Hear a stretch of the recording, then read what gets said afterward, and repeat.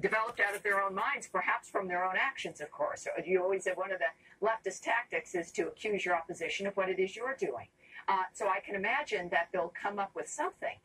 And of course, it'll be another fraud.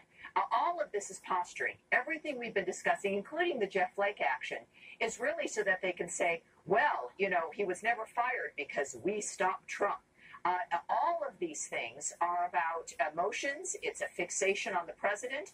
And it's also to give the impression that the Democrats are doing something. Because otherwise, they might have to try to govern and come up with some ideas that would actually be good for the country and move us forward. But they can't do it.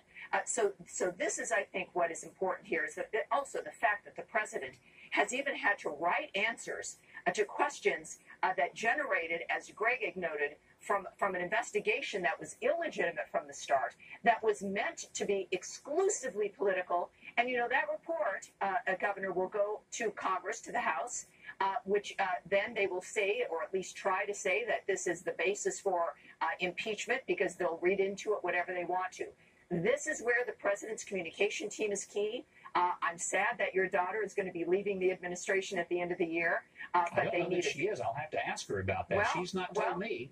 So, the intimation is earlier in this year that she was. I hope that that's incorrect. But the bottom line is they're going to have a job to do to push back aggressively, which is not usually the Republican skill of standing up for themselves, but going further and, in fact, pushing back on this entire fraud that has been perpetrated on the American people to the tune of millions of dollars and to the distraction of a man who's trying to save this country.